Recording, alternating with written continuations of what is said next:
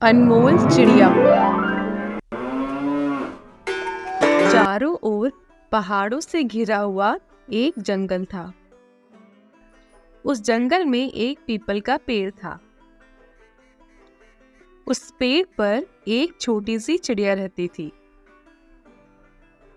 उस चिड़िया की खासियत थी कि वो सोने जैसी पॉटी करती थी। उस चिड़िया की पॉटी जब जमीन पर गिरती तो वो सोने में बदल जाया करती थी। एक दिन एक शिकारी उस जंगल में आया। तभी उसकी नजर चिड़िया पे गई। उसने देखा कि जब वो पॉटी करती है तो उसकी पॉटी जब जमीन पे गिरती है तो वो सोने में बदल जाती है। शिकारी को अपनी आंखों पर विश्वास नहीं हो रहा था, पर ये सब उसके सामने हो रहा था तो उसे उस पे विश्वास करना ही था। शिकारी सोचने लगा, अगर मैं इस चिड़िया को खूब खिलाऊंगा पिलाऊंगा तो मैं माला माल हो सकता हूँ। शिकारी ने पीपल के वृक्ष पर अपना जाल डाल दिया और चिड़िया के फंसने का इंतजार करने लगा। चिड़िया ने वृक्ष पर पड़े जाल को नहीं देखा और उसमें फंस गई। शिकारी चिड़िया को अपने साथ लेकर खुश खुशी घर की ओर चल दिया। लेकिन अचानक ही उसके मन में एक बात आने लगी। वो सोचने लगा कि ये चिड़िया जरूर ही सोने की बीट कर रही है, लेकिन ये किसी भूत प्रेत अथवा पिशाच का रूप भी तो हो सकती है। कहीं मैं धनवान होने की जगह संकट में न फंस जाऊं।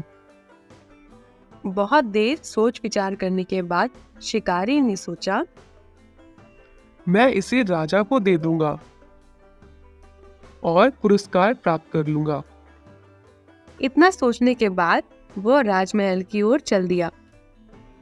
राजमहल में पहुंचकर शिकारी ने राजा से बोला, महाराज, ये एक बहुत ही खास चिड़िया है। इसकी बीट धरती पर गिरते ही सोने की बन जाती है। इसको आपको दे दूं ताकि आपका स्वर्ण का भंडार और बढ़ जाए। राजा उस चिड़िया को पाकर बहुत खुश हुआ और उसने शिकारी को बहुत सारा धन पुरस्कार के रूप में दिया। राजा ने अपने सेवकों को बुलाकर कहा, ये चिड़िया अनमोल है, इसकी देखभाल में कोई कमी नहीं रहनी चाहिए। सेवकों ने राजा का आदेश मानकर उस चिड़िया को एक सुंदर से पिंजरे में कैद कर दिया और उसके खाने पीने का सामान भी उसके सामने रख दिया।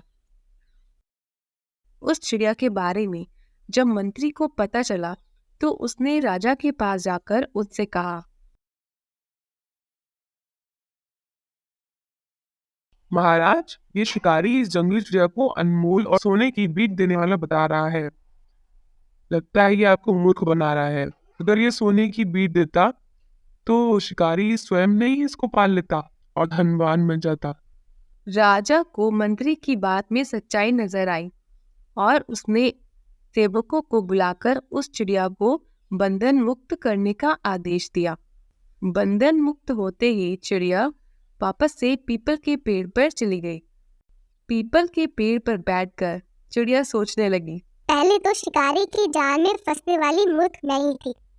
दूसरा मूर्ख शिकारी ही था जिसने हाथ में आया हुआ धन राजा को सौंप दिया।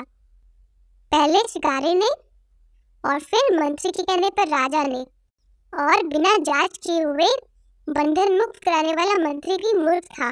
लगता है इस धरती पर मूर्ख ही भरे पड़े हैं। इस कहानी से हमें सीख मिलती है कि वो व्यक्ति मूर्खों की श्रेणी में आते हैं जो बिना जांचे परखे लोगों की बातों में आकर अपने भाग्य को अपने हाथ से गंवा देते हैं। जैसे कि इस कहानी में पहले शिकारी ने और फिर मंत्री के कहने पर राजा ने अपना भाग्य गंवा दिया।